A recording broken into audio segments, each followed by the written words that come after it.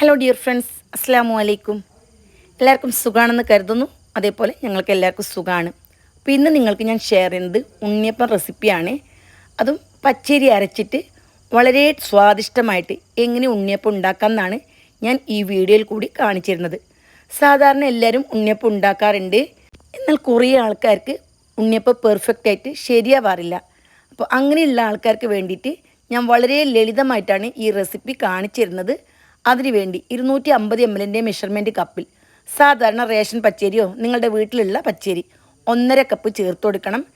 അരി കപ്പിൽ എടുക്കുന്ന സമയം ലെവലായിട്ടാണ് ഞാനിവിടെ എടുത്തിട്ടുള്ളത്. ഇനി അരി നല്ലപോലെ കഴുകുന്നതിന് ശേഷം വെള്ളമൊഴിച്ച് കുതിരാൻ വേണ്ടി വെക്കണം. 4-5 മണിക്കൂർ അരി കുതിരാൻ വേണ്ടി വെക്കുക. അരി നന്നായിട്ട് കുതിർന്ന് വന്നാൽ നമുക്ക് പെട്ടെന്ന് തന്നെ അരച്ചെടുക്കാൻ പറ്റും. ഒട്ടിലുള്ള അരി ഉണ്ടാവലുണ്ട്. അങ്ങനെയുള്ള അരിയാണെങ്കിൽ ഇതിൻ്റെ കൂടെ 1/4 കപ്പ് നമ്മുടെ ചോറുണ്ടാക്കുന്ന അരി ഉണ്ടല്ലോ, അതും കൂടി ചേർത്ത് കൊടുക്കണം. ചില ആൾക്കൊരു ഡൗട്ടുണ്ട്, ഇതെങ്ങനെ മനസ്സിലാക്കാം. നമ്മൾ ദോശയൊക്കെ ഉണ്ടാക്കുന്ന സമയത്ത് ദോശച്ചട്ടിയിലേക്ക് ദോശ ഒട്ടിയെടുക്കാൻ പറ്റാത്തൊരവസ്ഥ വരാറുണ്ടല്ലോ, അങ്ങനെയുള്ളതാണ് ഒട്ടലുള്ള അരി. ഇനി വേണ്ടത് വെല്ലം. ചെറിയ 4 അച്ചാണ് ഞാൻ എടുത്തിട്ടുള്ളത്, 250 ഗ്രാം. ഇതിലേക്ക് 1/2 കപ്പ് വെള്ളം ഒഴിച്ചിട്ട് നന്നായിട്ടൊന്ന് മെൽറ്റാക്കി എടുക്കണം. ശർക്കര മുഴുവൻ അലിഞ്ഞ് ഈ വെള്ളത്തിലേക്ക് ലയിച്ച് വരണം. അത്രയും സമയം നമുക്കിത് അടുപ്പിൽ വെച്ച് ചെറിയ തീയിൽ വേണം മെൽറ്റാക്കി എടുക്കാൻ.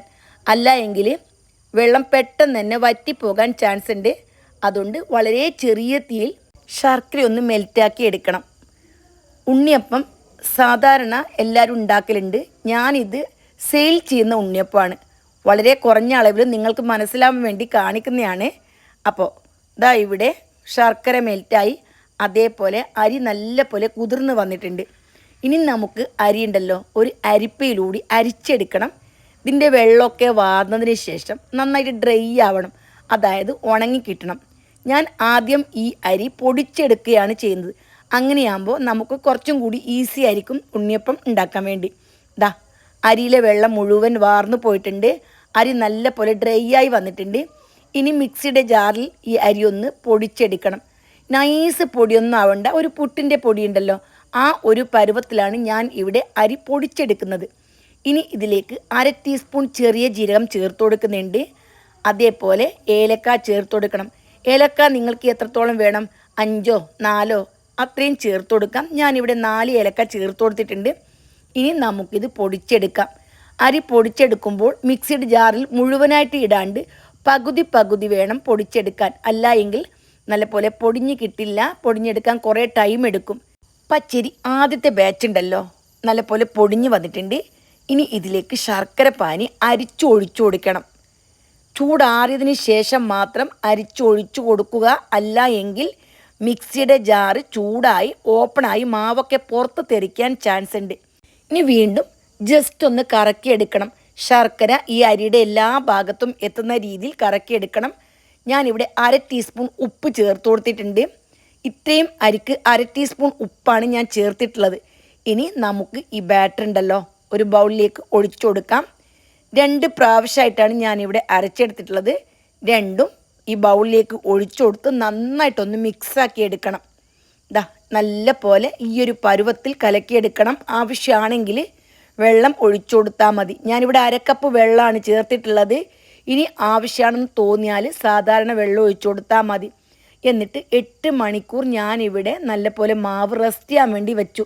ഇങ്ങനെ റെസ്റ്റ് ചെയ്യുന്ന സമയം മാവ് അല്പം കൂടി തിക്കാവും. ആവശ്യത്തിന് വെള്ളം ഒഴിച്ചിട്ട് ഒന്ന് ലൂസാക്കി എടുത്താൽ മതി. മാവ് കുറേ സമയം വെക്കുന്നത് കൊണ്ട് മാവ് നല്ല പോലെ സോഫ്റ്റ് ആകും. അങ്ങനെയാകുമ്പോൾ ഉണ്ണിയപ്പം അകമെല്ലാം നല്ല സോഫ്റ്റും അതേപോലെ പുറം നല്ല മൊരിഞ്ഞും കിട്ടും. ഞാൻ വെള്ളം ഒഴിച്ചിട്ട് നന്നായിട്ട് കലക്കിയെടുക്കുന്നുണ്ട്. നമുക്ക് ഉണ്ണിയപ്പ ചട്ടിയിലുണ്ടല്ലോ കോരി ഒഴിക്കാൻ പറ്റുന്ന പാകത്തിന് വേണം കലക്കിയെടുക്കാൻ. ഇനി ഇതിലേക്ക് ഞാൻ കുറച്ച് എള്ളും കൂടി ചേർത്തിട്ടുണ്ട്. ഞാൻ മുമ്പേ തന്നെ വറുത്ത് ഒരു ബോട്ടിലിട്ട് വെച്ചിട്ടുണ്ടായിരുന്നു.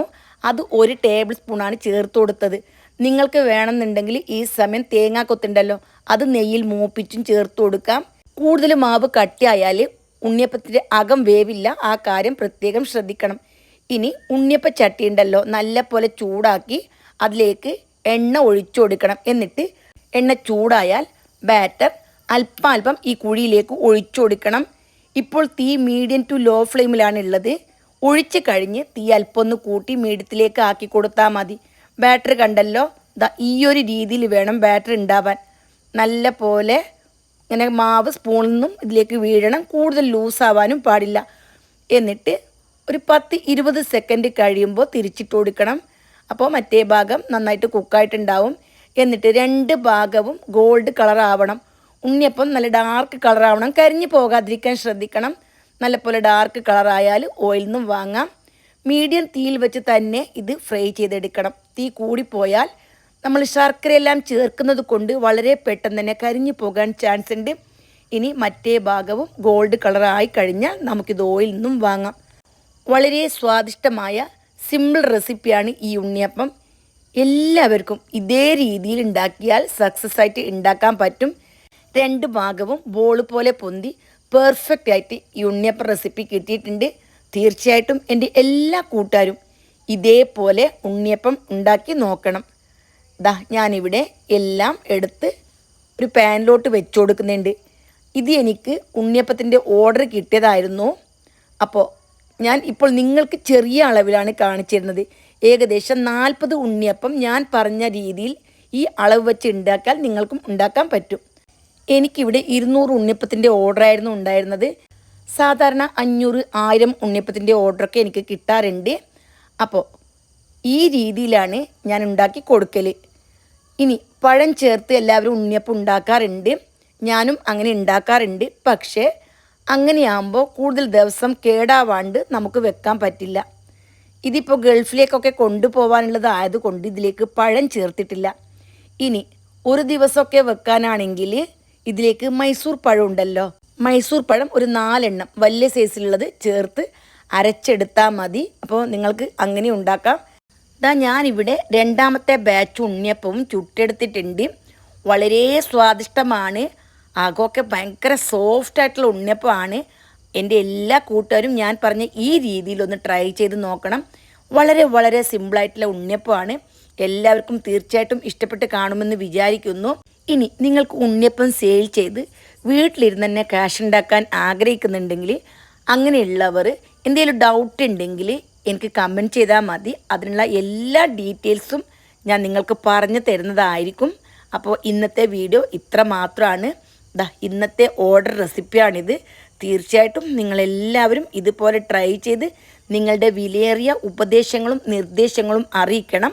വീഡിയോ ഇഷ്ടപ്പെട്ടാൽ ഇപ്പോൾ തന്നെ ഒരു ലൈക്കും കൂടി കൊടുക്കണം. അതേപോലെ പുതിയൊരു ഓപ്ഷൻ ഉണ്ടല്ലോ, ഹൈപ്പ് എന്നും പറഞ്ഞിട്ട്, അതും കൂടി എനേബിൾ ചെയ്യണം. വീണ്ടും കാണാം. Bye bye.